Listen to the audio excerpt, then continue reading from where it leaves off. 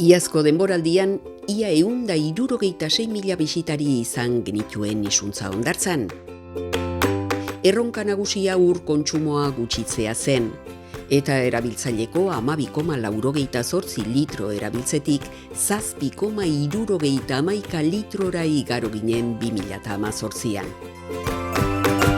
Aurten ordea helburu nagusia, itsasora botatzen den zaborra 5% gutxitzea da. Izan ere, iaz, 8.131 kilogramo zabor batu ziren itsasoan.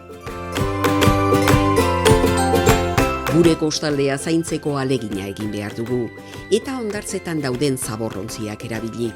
Itsasora botatzen diren hondakinak inguru giroari eragiten diote zuzenean, eta noski, guri ere. Guztion erantzukizuna da inguru giroa zaintzea.